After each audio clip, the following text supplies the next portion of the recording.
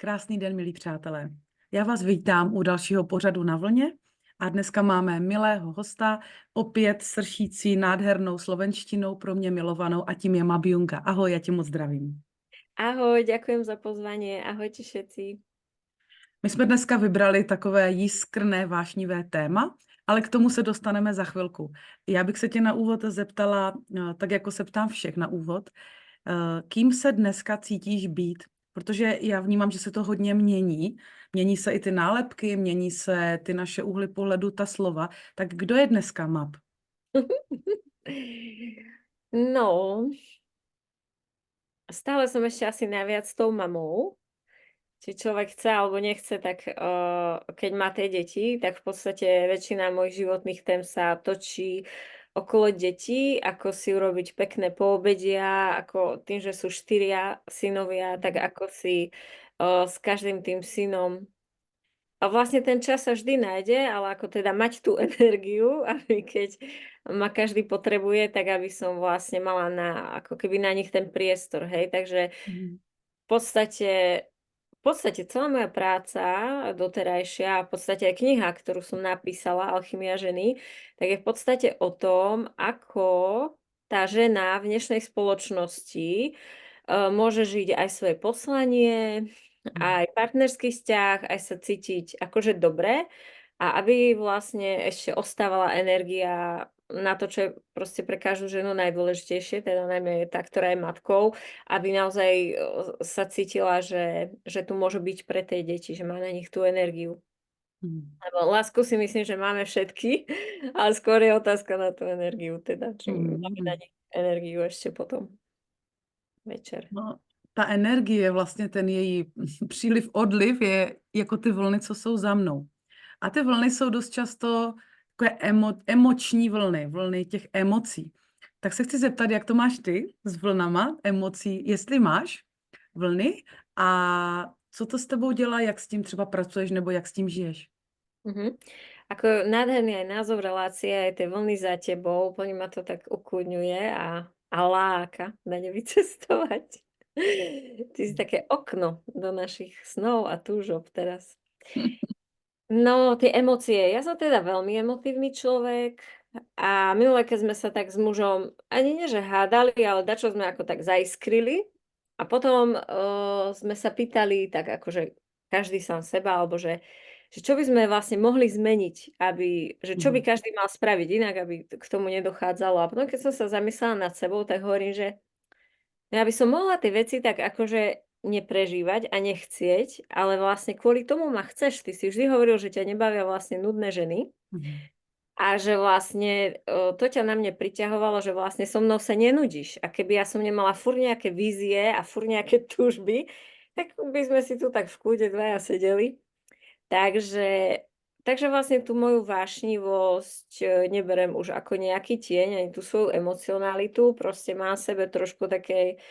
Neviem o tom, že by som mala cigánskych predkov, ale kľudne sa tak cítim, že by som mohla mať cigánskych alebo talianskych, že vlastne som taká emotívna, že napríklad aj s deťmi sa tak rozprávame, že to nie je tá agresivita, že vlastne kričí, že ako v zlom, ale že my tak ako rozprávame tak emotívne, že a do keľu a toto, hej. Takže ja v podstate rozlišujem tie emócie na normálne, tie prirodzené, také ako životné, živočíšne a potom tie, ktoré sú deštrukčné, kedy už to vlastne o tej agresii, o tom, že hádžeš na tých druhých ľudí vinu za to, ako ti je a Mhm. hej, to už sú vlastne akoby tie vzorce, citová manipulácia a v podstate niečo, čo môžeš akoby druhému ublížiť, hej. Čiže nemusia byť tie emócie za každým ako keby z môjho pohľadu brané, že sú niečo negatívne. Podľa mňa emócie sú super.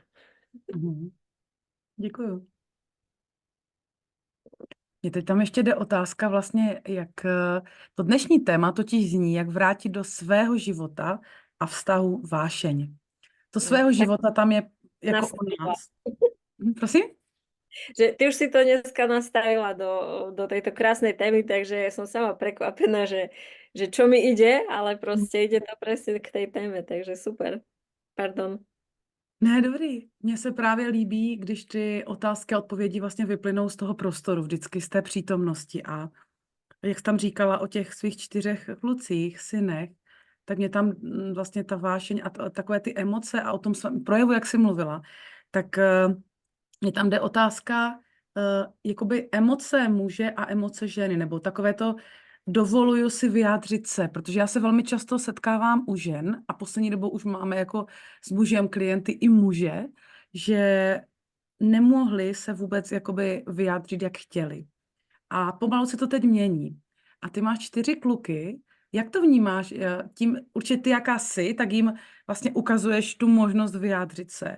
Jestli vnímáš nějak třeba i srovnání jinými dětmi, třeba s holkama, jako rozdíl mezi tím, jak třeba ty emoce vyjadřují ti kluci, já nevím přesně věk, anebo třeba potom dospělí chlapi, jako i z vlastní praxe. Jak to vnímáš, ten rozdíl? A jak ty své syny vlastně vedeš tady k této možnosti, že to je v pořádku, když muž pláče, má emoce a tak dále? Mhm, mhm. No, najprv by som začala asi tým, že každý z nich je v svojej prírodzenosti iný. Čiže to som hneď videla, že deti sa rodia vlastne každé iné a že som vlastne pozorovala, hej, ten má to z toho rodu otcového, hej, ten má z môjho, tento v podstate som ich vlastne objavovala, že akí sú. Proste veľmi rýchlo som pochopila, že to není vlastne o mne, Mhm. že ja ich môžem nejako extra ako keby formovať a skôr teda už som teda pochopila, že ich iba objavujem, že ako to vlastne skôr sa ich snažím počúvať, že aj keď mi niečo ako keby, hovorím si, že ako keby, že nesedí, hej, že ja by som to ako inak a že sa mi zdá, že či sa buď netrápi kvôli tomu, že keby to inak by mu to bolo lepšie, tak vtedy sa vždy zastavím a pýtam sa ich, že vlastne ako to majú. A potom vlastne pochopím, že ako to majú a keďže mám skúsenosť z prvého manželstva, že vlastne nemôžeš nikoho do ničoho nútiť, ty môžeš jedine akože ho spoznať a môžeš ako keby mu ukázať tie možnosti, ale z toho, aký je on temperament, ako on to vidí, ako on to má, lebo my sme tak všetci iní a tak máme iné to prežívanie, že vlastne nedá sa nikoho do ničoho donútiť, dotlačiť, niečo niekoho naučiť, to sa proste nedá. Takže všimla som si, hej, že jeden je veľmi emotívny, hej, že tam mal ako keby vzorec tej obete, že vždy som si myslela, že vlastne akože chudáčik má najmenej tej mojej lásky, tak hej, on to tak ako vedel zahrať. A potom som zistila, že vlastne mu dávam viac pozornosti ako ostatným, lebo on vlastne je tak emotívny a tak ako keby vie dramaticky niečo odprezentovať. Mhm. A ten druhý je väčší introvert a možno on viacej strádal v nejakom období, len to vlastne nevedel pomenovať alebo sa tak trošku prispôsobil, hej, že to tak ako keby vnútorne prežíval. Takže skôr som sa naučila ako keby, áno, pozorovať, že akí sú, hej, a z druhej strany ako neskákať na tie ich vzorce a Mhm. skôr sa ako pozrieť, že čo je vlastne za tým a dávať tým vzorcom akoby nulu, hej, a proste nájsť si ten priestor na to, aby som sa vedela s nimi porozprávať, že ako čo je tam ako keby ešte pod tým, hej, lebo také rýchle riešenia, hej, že no keď si sa pýtala rozdiel chlapci, dievčatá, hej, tak oni sa akože bijú, no. Často sa bijú proste, hej, ty si mi zobral toto oblečenie, nie, to je moje, ty si mi ho daroval, nie, ja som ti ho nedaroval, naval mi ho, nie, to je moja voňavka, nie, ty si mi ju dal, nedal, hej, proste. Čiže tí chlapci sa ako keby stále, hej, sú takí akože v takej dynamike, že keď sme vlastne niekde, kde majú tie dievčatá, tak tie dievčatá si čítajú, alebo si kreslia, alebo je tam taký akože kľud, hej, že proste ja ako žena sa Mhm. cítim úžasne vlastne so ženami a vlastne s tými chlapmi som ako v takom kotli, že proste Mhm. to je taká bojovná energia, dlho som sa učila, ako vlastne prežiť medzi tými Mhm. 5 chlapmi, ešte sme mali vtedy aj huskyho Siriusa, tak to bolo silné. No a teda pochopila som teda, že vlastne vychovávať sa dá teda jedine cez otázky a Mhm. cez to, že proste vždy, keď dotlačíš to dieťa do dačoho na silu, tak vlastne vznikne odpor. A ten odpor sa nabaluje, to dieťa sa vzdialuje a vzdialuje. Ale keď sa vlastne pýtame a chceme porozumieť, že prečo sa chová odporne, alebo odmietavo, alebo agresívne, a my keď sa dostaneme po tú škrupinku a ono sa cíti pochopené, tak Mhm. potom vlastne spolupracuje a potom rýchlo pochopí, že musí aj niečo upratať, aby to stále nerobila tá matka, že musí. Proste tie deti, keď sa cítia pochopené, tak spolupracujú, by som to Mhm. nazvala. Mhm. To je hezky. Děkuju. Mm. Když se podívám na to dnešní téma, jak vrátit do života svého, každého z nás a ostatních všech vztahů vášeň a jiskru, tak mi z toho vyplývá, že když něco musím vracet, tak to tam není. To Mhm. znamená, že buď to zmizelo, ale zní to jako nadějně, že to tam bylo. Takže kam se poděla podle tebe taková ta jiskra pro ten život, taková ta, vlastně ono to vyplývá v uvozovkách z té pouhé radosti. My jsme dělali v loni pobyt v Chorvatsku, probuď v sobě vášeň pro život. Právě o tady tomto, o té vášni pro ten život, protože ta vášeň má mnoho významů. A já sama jsem prožila příběh, že vlastně se mi vytratila z života radost ještě dlouho před nemocí a kdy všechno bylo v úvozovkách v mém životě z objektivního úhlu pohledu v pořádku. Co si myslíš, když chcem vrátit tu radost a tu vášeň? Kde ona je? Mhm. No my sa nejakom bode začneme popierať. Začneme sa popierať kvôli ilúzii lásky a bezpečia, hej, niečo nám tam z detstva chýba. A potom príde niekto a nám ponúkne to bezpečie a my si hovoríme, nikdy som nemala peniaze, konečne mám peniaze, hej. Nikdy som nemala niekoho, kto by ma mal rád, konečne ma niekto má rád, hej. Čiže my na chvíľu ako spočinieme v tom extréme, že nič, teraz zrazu máš všetko, ale trošku platíš tú daň, že tu sa popreš, tam sa popreš, hej. Toto už je cez čiaru, tu už nie si prijatá. A to nemusí byť len muž, to môže byť v práci, šéf, to môže byť deti, hej. Veľa matiek si myslí, že je normálne sa vlastne úplne popri deťoch, popri materskej, že to je normálne. No a tak sa dá ako poupierame, hej, sa okrešeme a vlastne zabudneme na seba, zabudneme presne, čo som hovorila, že Alchymia ženy, že je tá kniha, ktorú som napísala, tak tá je vlastne celá o tom, že presne čo ty hovoríš, že keď tam vlastne není tá radosť, keď nenakrmím seba najprv tou radosťou, keď ráno stanem, ale myslím na to, že čo deti, čo muž, čo tak ja proste vyhasnem. A potom, keď vyhasnem, tak nemám tú energiu, práve na tie deti, na to, aby som ich počula, aby sme spolu niečo živé zažili, aby tam proste tá radosť a vášeň prúdila. Takže z môjho pohľadu, keď vyhasneme, však tiež som prešla aj v tom prvom manželstve, celé je to o tom hľadaní tej skutočnej sebalásky, hej, že vlastne asi všetci to tak niekde máme, že najprv z tých vzorcov ideme do života, do vzťahu, že sa vlastne akože trošku popierame a potom vlastne pochopíme, že je to vlastne celé naopak. Ale to by sme predtým ešte nevedeli, lebo my keď ideme z úplného akože vypnutia od seba a sme naučení len, že aby sme boli milovaní, tak musíme, buď je to na nás, alebo musíme sa obetovať, alebo kto tam čo má. Takže potom vlastne všetci niekde v nejakom bode zrazu zistíme, že to nefunguje a vtedy začína z môjho pohľadu až skutočná akoby dospelosť, skutočná zrelosť, niekde okolo 30-ky, 40-ky, kedy už vieme, že vlastne sa život netvorí tým, že dovon sa snažím, ale že vlastne do dnu. Do dnu sa snažím, že to vlastne celé začína od seba v podstate.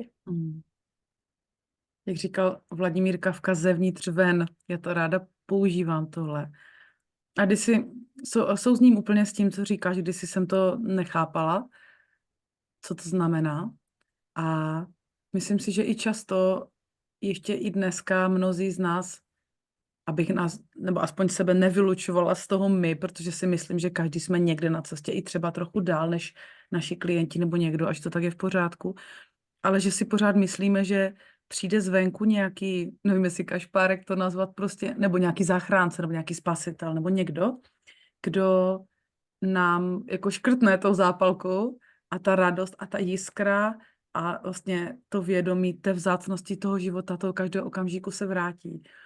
Ale já jsem se vlastně taky svojí životní cestou naučila, že to tak není.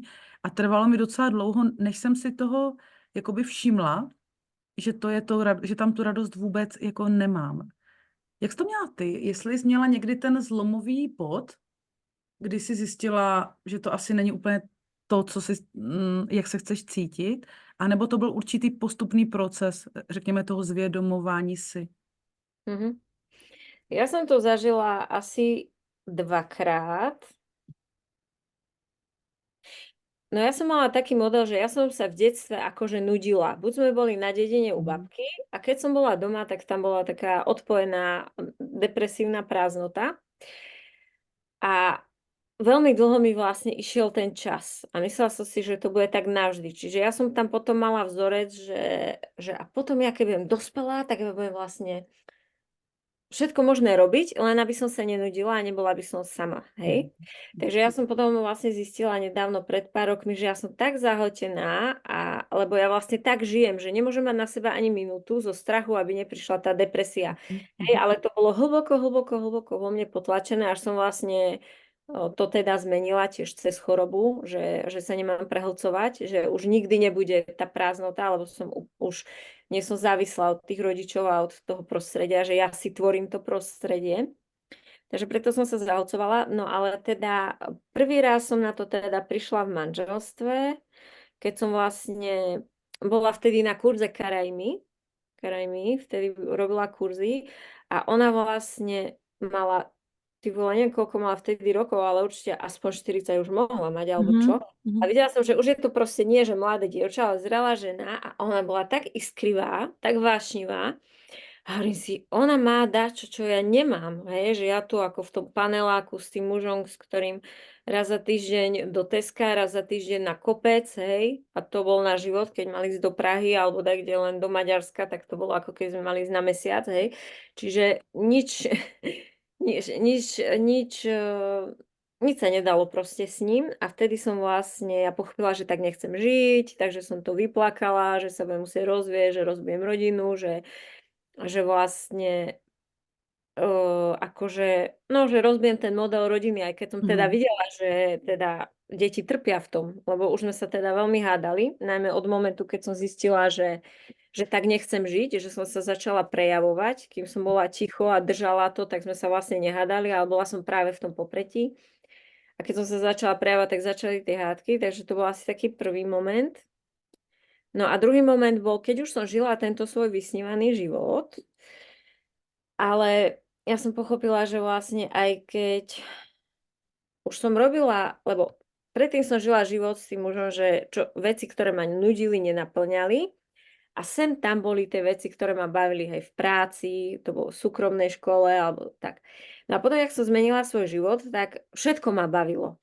Alebo práca ma bavila, semináre, terapie, kamarátky, kurzy, ľudia sa vymenili, všetko ma bavilo a Mhm. nevedela som hovoriť nie, lebo som nevedela, že môžeš povedať, že musíš povedať nie aj na niečo, čo miluješ a ťa baví, lebo to vlastne tá Mhm. energetická kapacita. Takže to mi tiež trvalo nejaké 2 roky, že som bola tak prehltená všetkým, lebo som myslela, že musím všade byť, že musím každému pomôcť, že musím všetko zažiť, že musím všetky smery obsiahnuť, čo EZO ponúka. Takže ešte potom som vlastne ako keby ešte aj v tom vyhorela, Mhm. v tom novom. A pochopila som, že zase aj to musím celé a že ešte dáko inak potom sa žije. Děkuji za sdílení, to je mm, zajímavé. Mm. Moje klientky nebo klienti často vlastně mluví o tom, o té emoční plochosti, o tom, že mají pocit, a myslím, že to asi taky znáš, že vlastně ten život jako nějak žijou, nějak si zvykli, je to prostě nějaká rutina, většinou s někým, s kým ani moc nechtějí vlastně být, když se na to podívají, dělají něco, co úplně nechtějí dělat, a že tam ta jiskra a ta radost vlastně, jiskra vůbec, ale ani ta radost nějaká základní tam není. My jsme se vlastně bavili o tom, že nejprve vztah k sobě a pak k těm druhým. Co bys ty poradila, nebo jaká je tvoje zkušenost osobní ve vztahu, ať už k sobě, nebo když mluvíš s lidmi, jakým způsobem se navrátit k té radosti, první, která k té pro sebe. Půjdeme k té vášni jako vůbec pro sebe a pro ten svůj vlastní život. Mhm. Tak presne toto je prvý krok, čiže samozrejme stretávam sa s tým u mojich klientov a prvé, čo je vlastne, áno, musím ich to učiť, alebo musíme ich to učiť, lebo sú naučení vlastne dať všetkých pred seba. Mhm. Takže oni sa vyslovene učia. Oni vlastne majú svoju radosť spojenú s naplňaním potrieb tých druhých. Mhm. No ale že toto nefunguje a vždy sa im to vlastne odrazí, že naplňajú potreby matky, muža, detí a sexualita ide do keľu, hej, alebo ochorejú, alebo vyhoria. Čiže je veľmi ťažké niekedy odučiť ten mozog, lebo to vlastne rodičia spôsobia to prispôsobenie, hej, že decko je šťastné, iba keď spravíš šťastného rodiča, ktorý mu to akože schváli. Takže prepísať tú hlavu niekedy chce čas, ale je to presne o tom, že vlastne tie klientky a aj mužov klientov učím, že ty ráno vstaneš a musíš najprv nakrmiť, ja to hovorím, že to sú také jak chlieviky s prasiatkami. Takže na prvom mieste som ja, na druhom mieste partnerský vzťah, deti, rodina, práca. A jasné, že musíš ísť najprv do roboty, ale pocitovo si najprv musíš ako keby povedať, že čo je dneska moja radosť. Čo dneska spravím sama pre seba, pretože ty, keď vlastne tie ženy sú schopné, hej, taká zlatá na kurze v sobotu hovorila, že má, že má zlý dom, lebo že má samé lesklé povrchy a všade sú tie capky, hej, že až keď dočistí poslednú capku a má pocit, že je to dokonalé a vtedy si sadne do kresla, že ide sa venovať sebe a príde do toho muž alebo dieťa, hej. Takže my si myslíme, že musíme najprv úplne všetko mať dokonalé a vtedy môže prísť čas vlastne na nás, hej. Takže vlastne nie, malo by to byť naopak, že najprv nakrmím seba energeticky radosťou, čo mi spraví radosť, pojem na jogu, alebo na masáž, alebo si budem zatancovať, alebo začnem konečne to svoje poslanie budovať, hej, lebo v práci napríklad nie som šťastná, tak už chcem, aby sa to pohlo niekam. Potom vlastne, čo je pre mňa tá intimita s tým partnerom, hej, veľa ľudí úplne vytlača, alebo nechá tie deti vytlačať, proste do 6 rokov spia s nimi, čakajú, kým deti zaspia potom, aby sa mohli prepojiť a potom už odpadnú, sú unavení, hej. Takže ako si dopriať tú intimitu, aj keď sú deti ešte hore, intimita nie je len sex, intimita je, že si láhneme do postele a objímame sa, alebo že sa porozprávame do hĺbky, alebo že si sadneme do objatia a pozrieme si akože film, teraz nemyslím pre dospelých, že erotický, ale film, ktorý nás baví a nie, že musíme pozerať do 9. len rozprávky, lebo sú tam deti, hej. Takže naozaj počas toho dňa si vystrihnúť ten čas, že ako keď sme boli proste mladí na takom byte a užívali sme si tie chvíle, tak presne tak. A vlastne tie deti to chcú, deti vás chcú vidieť šťastných, hej. Takže, takže tak proste naozaj navrátiť na prvé miesta v tom rebríčku tie veci z tej radosti a ľahkosti, keď sme boli ešte vlastne bez tých záväzkov, no. A potom sa to všetko otočí. Ako náhle žena začne vidieť seba, zrazu ju vidí aj muž, zrazu ju vidia klienti, zrazu ju vidia deti, hej, deti ti skáču po hlave a daj, lebo si sa naučila, že im vlastne len plníš, hej, takže zrazu, keď ty sa začneš vidieť, že máš nejaké potreby, tak zrazu aj tie deti potrebujú vedieť, že matka má nejaký energetický potenciál, že není bezodná, že peniaze majú nejaký tiež rozsah, že z tých peňazí sa neplatia len hračky a oblečenie a výlety a dovolenky, ale z toho sa platí aj nejaký nájom. Hej, čiže vlastne učiť deti, čo by som ešte teda, keď už sme pri tých žensko-materských témach dneska, učiť deti, samozrejme aj muža, že vlastne náš domov so všetkým, či je to upratovanie, či je to platenie nájmu, či je to vlastne čokoľvek v tej hmote, tak to nie je o tom, že všetko má riešiť len žena, alebo len žena a muž, ale že to vlastne spravujeme ako rodina. Že to vlastne, že vlastne je to prirodzené, že to nie je o tom, že mama prosí, prosím vás, upraste si izbu, prosím ťa, vynes mi smeti. Nie. To nie je, že vy pomáhate mame. To sa my vlastne staráme spoločne o tú domácnosť. To je vlastne v tej hmote. A potom je tu nejaká energetika, potom je tu, že ako sa tam cítime, kto koľko tam vloží, čo je pre koho emočne dôležité v tej rodine. Mne veľmi pomohlo, keď chlapci došli do puberty a zrazu pochopili, že áno, proste odvezem ťa aj dvakrát, hej, hore-dole, aby som ti uľahčila, odvezem ťa aj za kamarátmi, aj ti dám vreckové, lebo viem, že v tomto veku je pre teba dôležité, hej, ísť na ten zápas, neviem čo. Ale potom sú tu momenty, ktoré sú pre mňa dôležité, že mám teraz toho veľa a viem, že sa ti nechce, ale veľmi mi pomôže, keď mi teraz povysávaš auto, lebo ráno skoro vstávam, alebo keď urobíš niečo akoby navyše, hej, ako to dieťa, že keď aj ty mne niečím vlastne vyjdeš v ústrety. No a ako náhle to deti pochopia, že vlastne aj tá mama niekedy niečo potrebuje a začnú vlastne si to vážiť a začnú spolupracovať, tým pádom sa tej matke odľahčí a zrazu tá mama má naozaj oveľa viacej energie práve na to ich vypočuť. Nemusí toľko hučať, pretože nie je na nervy, je v kľude, môže všetko povedať normálne. A v podstate to isté aj s partnerským vzťahom, že častokrát muži si neuvedomujú, hej, že povedia, že moja žena je stále podráždená a stále do mňa iba drbe. Mm. Možno keby si jej trošku o 3 kroky prišiel oproti, že keby si sa jej spýtal, že láska, vyzeráš dneska veľmi unavene, čo keby som ti dneska dal celé voľné po obede, ja dnes proste navarím a ty choď hore a čítaj si knihu, hej. Tak toto keby párkrát spraví muž, tak tá žena sa roztopí a začne byť úplne iná žena, na akú je on vlastne zvyknutý. Mm. A potom tam vlastně může přijít někdy i ta zapomenutá jiskra. Určite, určite. Zažehnout. No to, co říkáš s těmi dětmi, to je zajímavé, jako cítím to hodně podobně.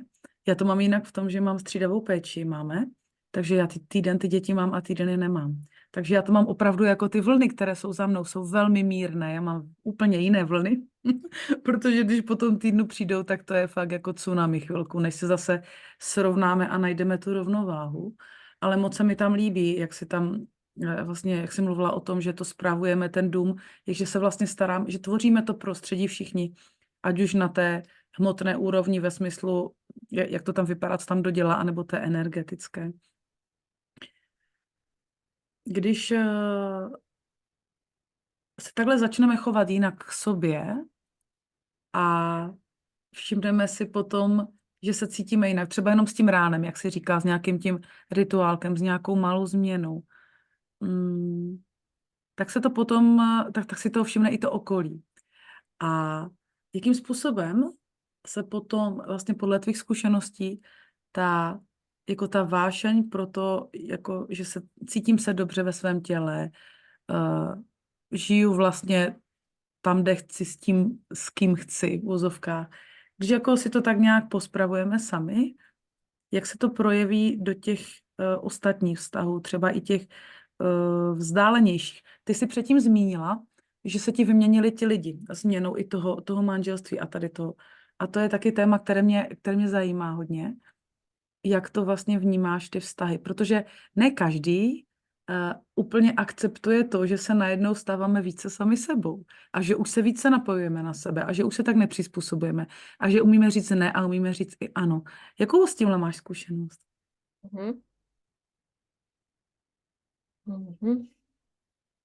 Možná jsem tu položila víc otázek v jednom, ale mluv o tom, co ti přijde. Mne to je práve že super otázka, lebo je to práve aj o tom, ako som povedala, že vlastne ten nový život, a ešte aj ten som musela pustiť, lebo vyjdeš z toho Matrixu a vojdeš do toho EZO. A to sú tí ľudia, ktorí akože žijú, že neberú až tak ten systém, že sú akože v tom duchovne. Lenže aj tam si všetci prenesieme tie svoje vzorce a programy. A tí sú akože už noví, že už sme tu všetci noví, ale aj tam nemusíte spolu ladiť, hej? Že tam môžu byť úplne iné frekvencie, iné predstavy o hojnosti, o pravdivosti, o autenticite, hej? Čiže pre mňa bolo aj dôležité, že neviem už ktoré Vianoce, že som si celý svoj EZO 5 000-ový Facebook s 5 000 ľuďmi, akože nedá sa zmazať, ale že som ho akože deaktivovala a úplne som si tam naklikala asi 20 ľudí a hovorila som si, úplne púšťam celú tú starú energiu a kto za mnou prišiel 5 alebo 10 rokmi, my sme sa už vyvinuli úplne inde. Ano.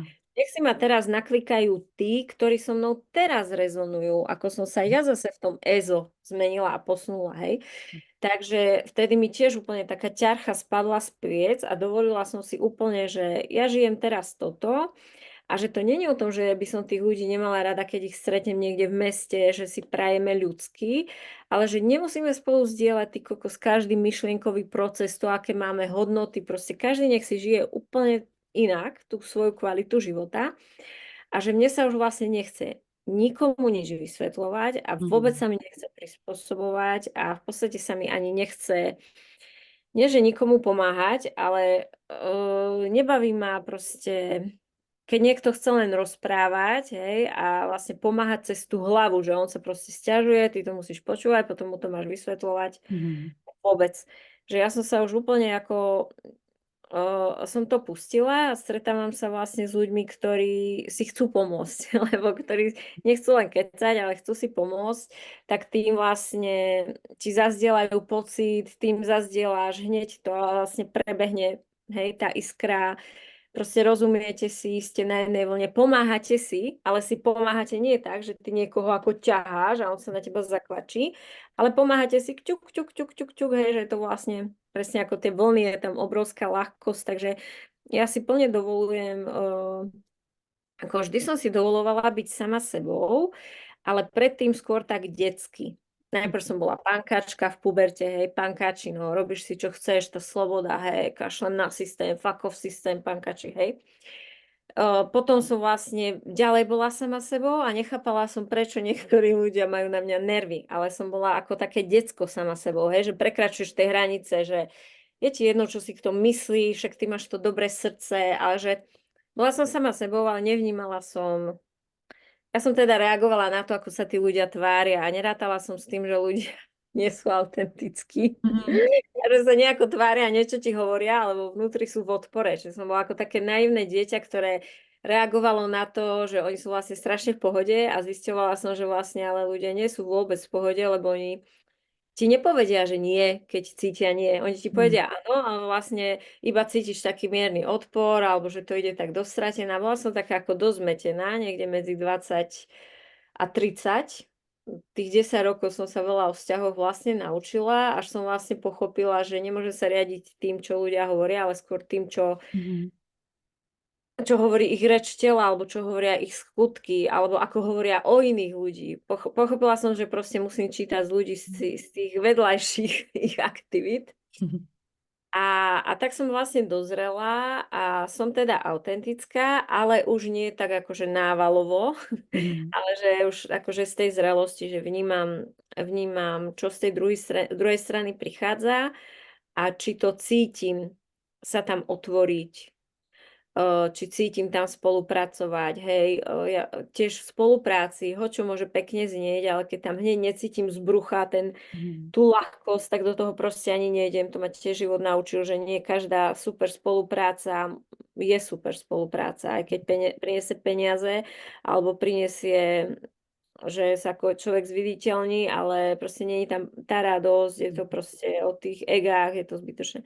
Takže no a tým, keď som si vlastne dovolila v tom priateľstve tiež dať tú hranicu, že už vlastne, ja som bola taká, hej, že som sa akože rozdávala som sa, berte si všetci. A potom som teda vyhorela, že som si aj v tom priateľstve dovolila povedať, že nie, že ja sa proste budem stretávať tam, kde cítim, že to aj mne dačo dáva, kde to vlastne v tej rovnováhe. Tak potom sa práve už aj vymenili tí ľudia a už vlastne ani není, ako keby odišli aj tie staré vzorce, hej, že už je to tam vlastne, že už to aj sú tí autentickí ľudia, ktorí naozaj sa môžem spoľahnúť na to, že keď niečo povedia, tak to tak naozaj majú.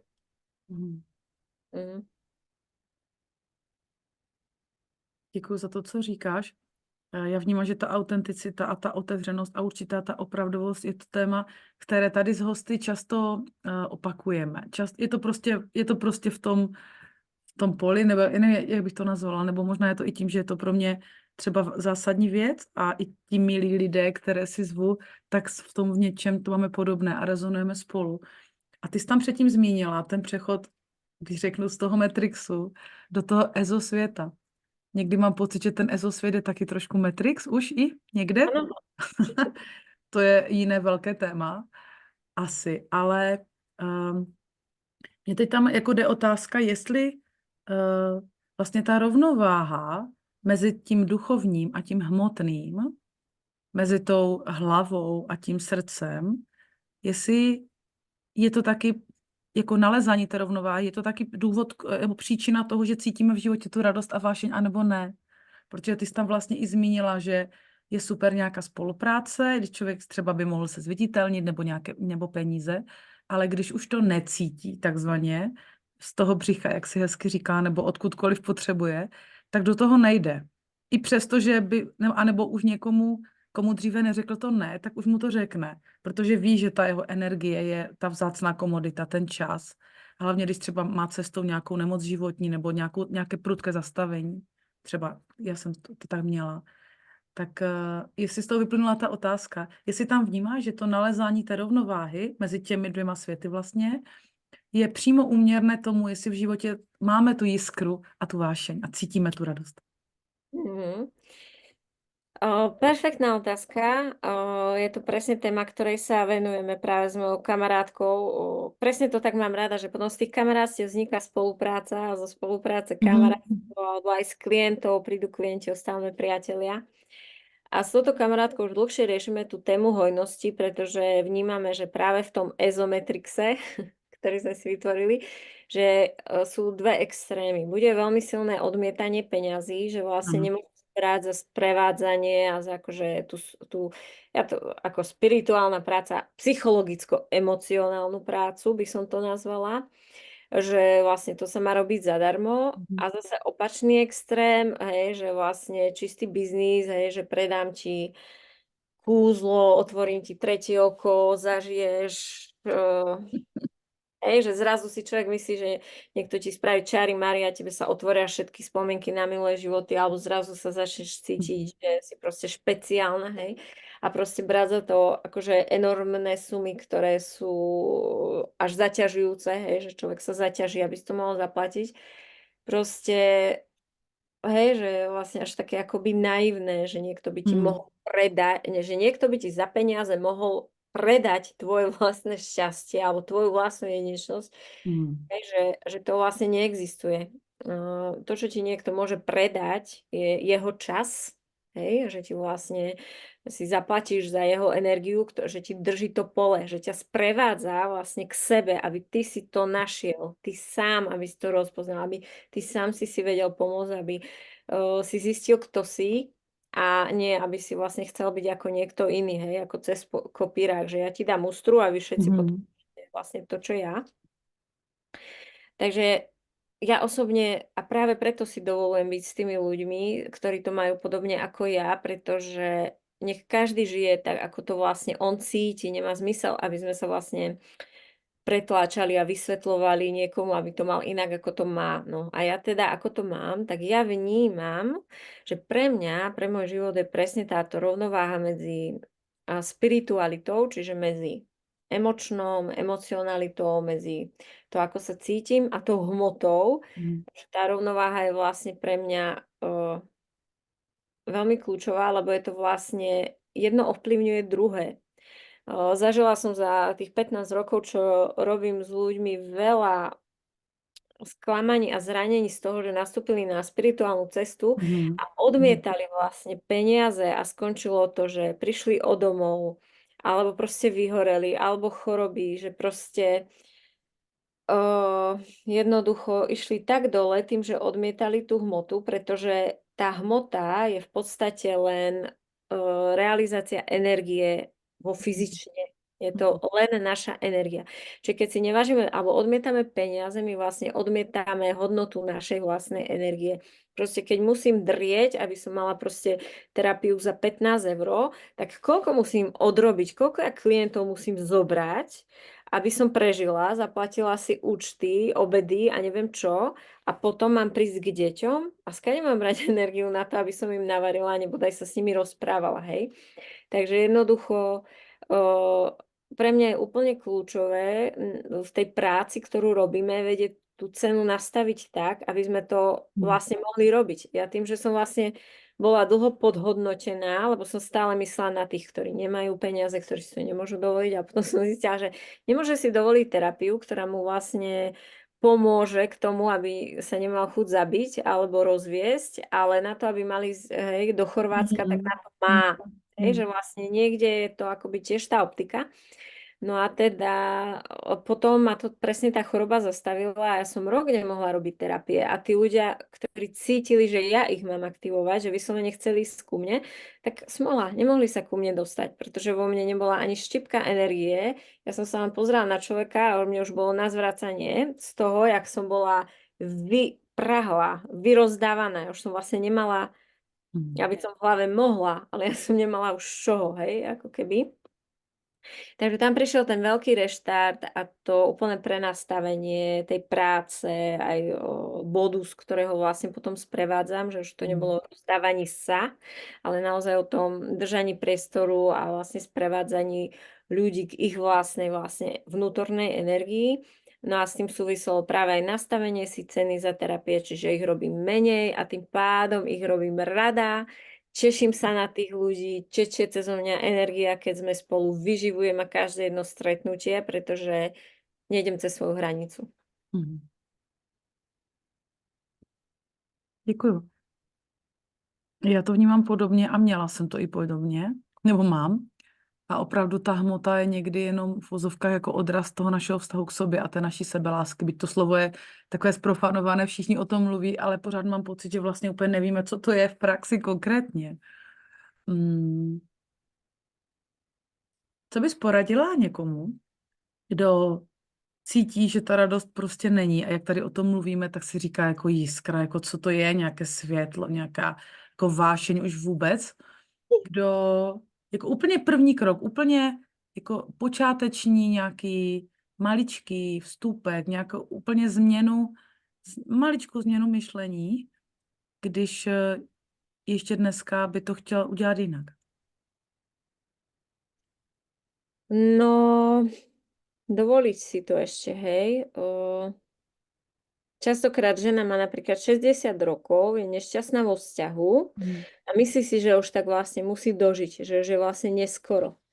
A mne sa teda ukazuje, že poznám veľmi veľa žien, ktoré sú po 60-ke a žijú ten svoj sen, žijú, že sa rozhodli možno v 50-ke alebo 60-ke pre tú zmenu a už niekoľko rokov tú zmenu žijú, idú proste na nejaký seminár, kde sa proste tancuje, kde sa otvára tá ženská energia, neboja sa ísť na zoznámku, možno začať chudnúť, zmeniť stravu, zmeniť svoj postoj k peniazom, pretože veľa žien v tomto veku je ešte z tých starých vzorcov, hej, že vlastne robota nepustí alebo dôchodok nepustí, hej.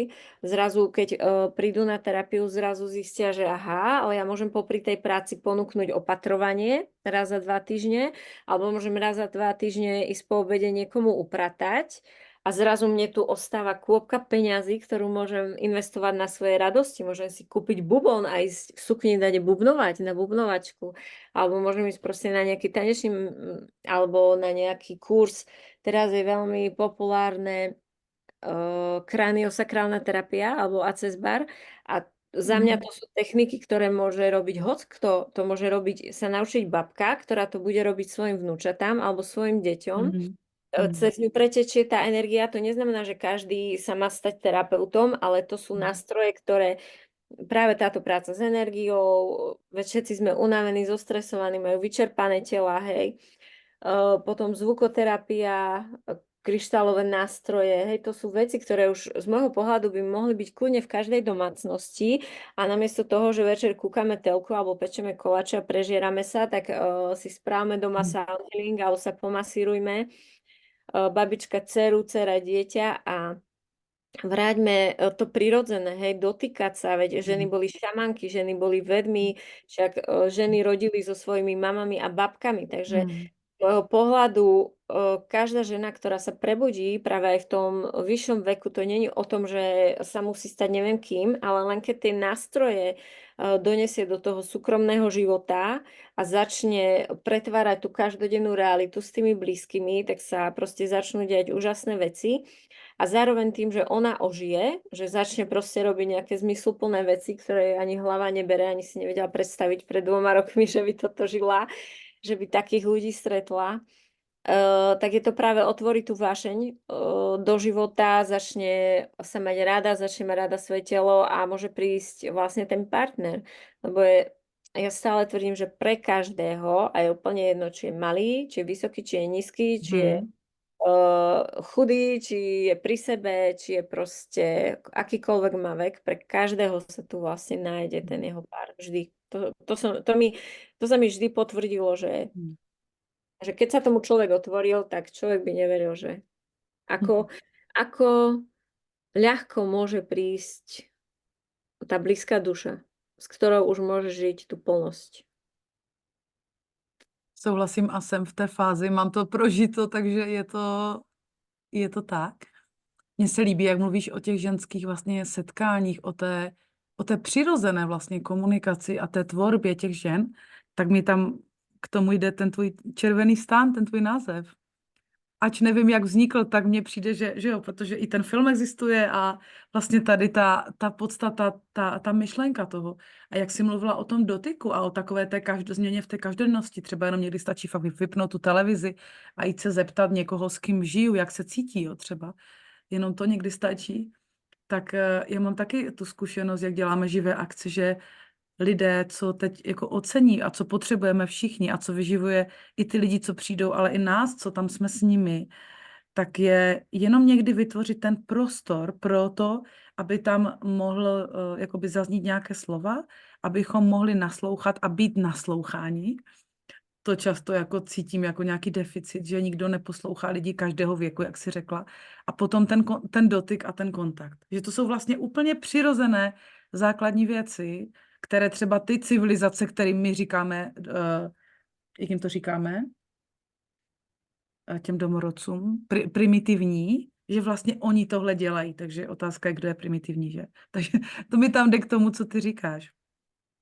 A víš, co bych se tě ještě zeptala? Ještě mám otázku na tu vášeň. Na tu vášeň mezi mužem a ženou a těmi dětmi.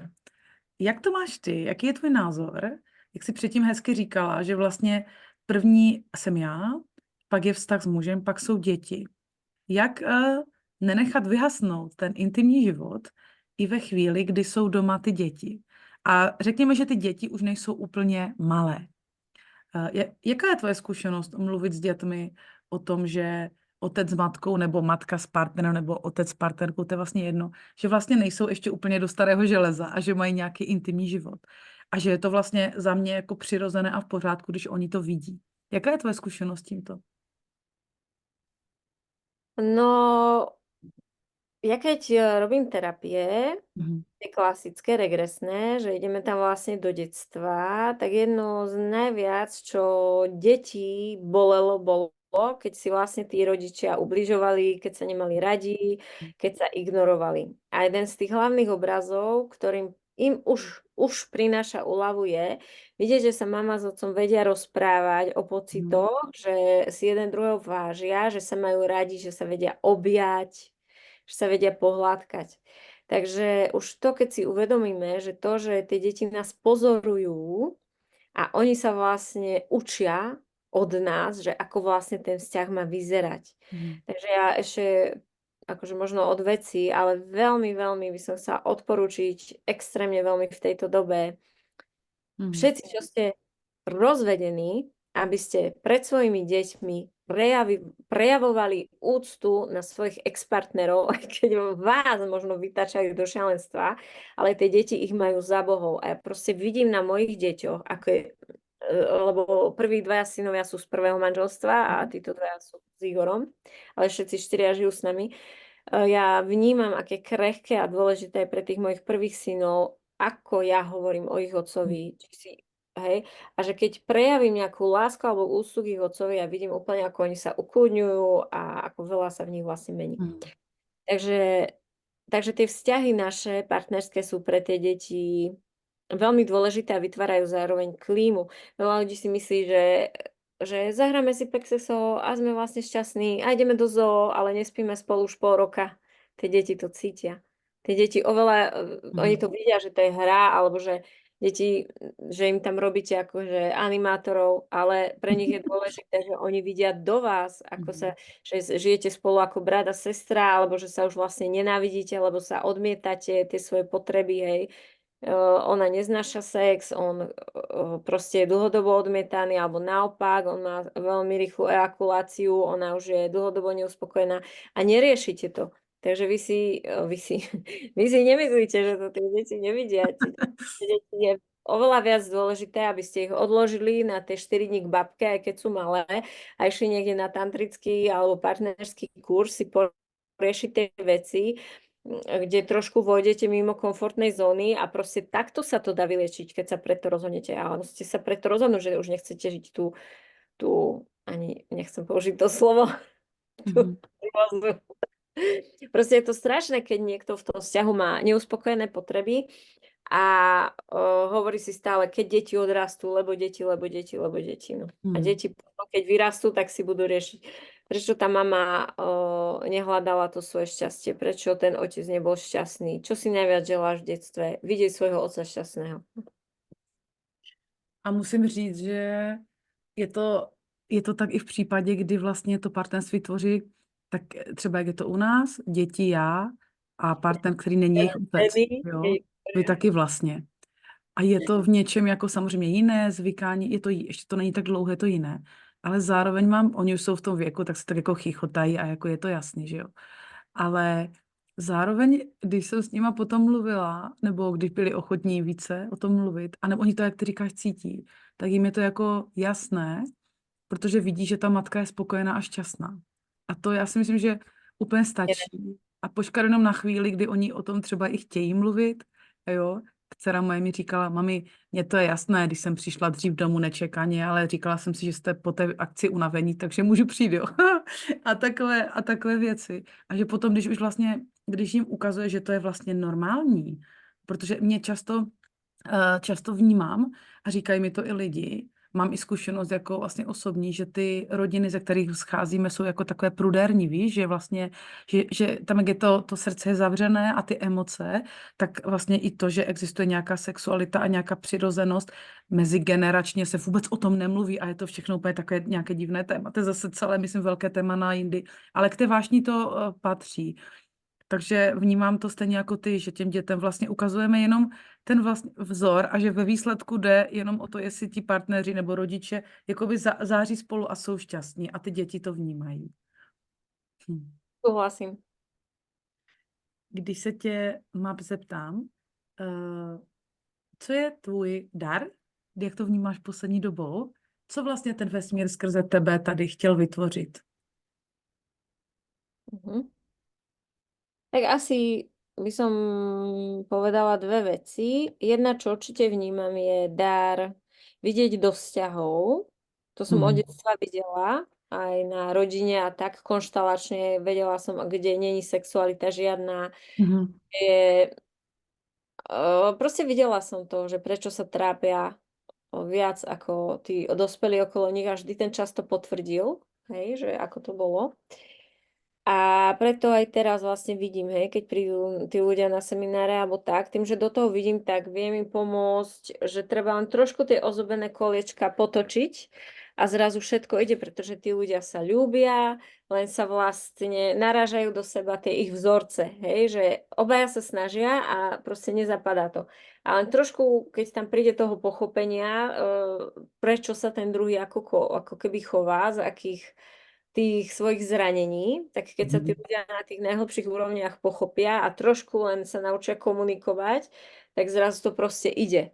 Sú samozrejme páry, ktoré sú spolu, nazvime to z hlavy, že nikdy tam tá vaše nebola, sú tam kvôli deťom a proste nie je to tam úplne čisté, tak tam z môjho pohľadu sa to zachrániť ani nedá, pretože nedá sa umelo rozduchať, ale pokiaľ tam je láska a vášeň, vždy z môjho pohľadu sa dá to riešiť, takže tie vzťahy. A druhé, čo som teda za ten svoj život vnímala, je, že dokážem v ľuďoch vidieť potenciál ich a že je to taká moja až záľuba, že proste keď nejaké ženy milujú pieskoláče a vedia vlastne, že úžasne vedia urobiť tú plnku, hej, a že to vyzerá ešte aj mega a že proste z toho tešia, ako vlastne to rastie ten koláč, alebo keď sú takí záhradníci, že vedia, hej, to sú práve veci, ktoré ja až tak neviem, hej, že ja čo ako posadiť a že zrazu vznikne brutálna záhrada, že je raj na zemi.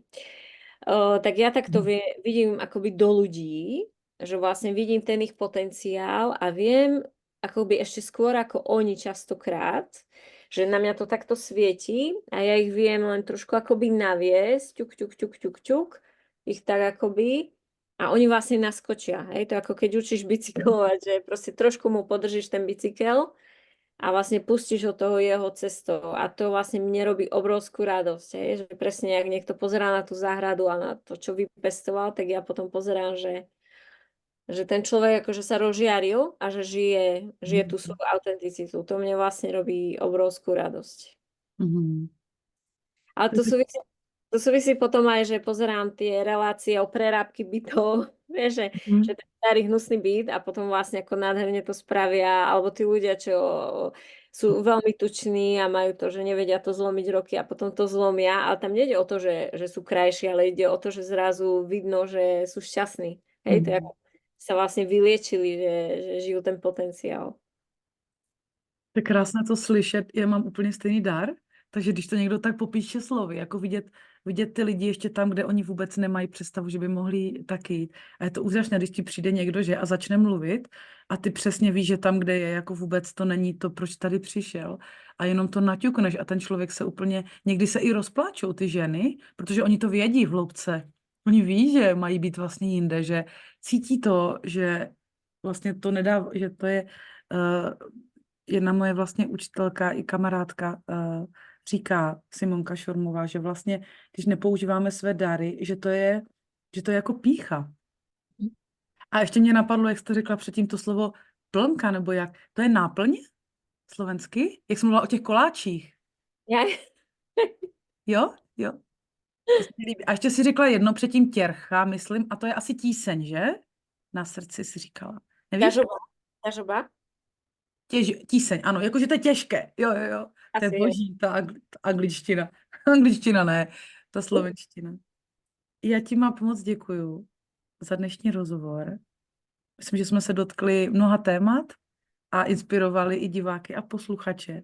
Je ještě něco, co by si chtěla vzkázat jim nakonec? Ja ti tiež ďakujem za pozvanie. Veľmi sa mi páčilo s tebou sa rozprávať a viac sa spoznať. Je to pre mňa veľký dar vždy spoznať nejakého takéhoto človeka, ktorý žije seba v tej autenticite. To je ako keď si povedala, že máš tých hostí, že máte niečo spoločné, tak to presne mne robí radosť v živote, už na tej svojej frekvencii si stretávať si takých ľudí, pretože tam prebieha akože na úrovni slov veľa, ale pod tými slovami je proste to cítiť, že sme úplne na jednej vlne, takže pre mňa tiež zážitok dneska. No a ľuďom by som odkázala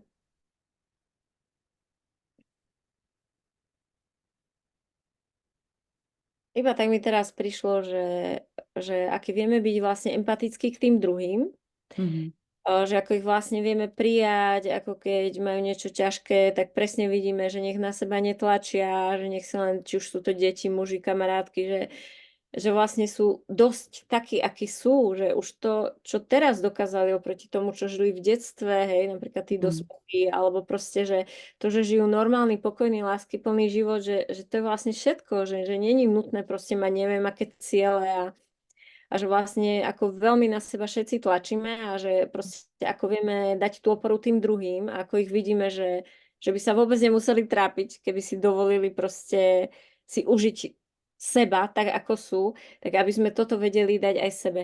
Aby sme na seba toľko netlačili, aby sme si vedeli užiť to, čo máme. A práve to je za mňa ten prítomný okamih.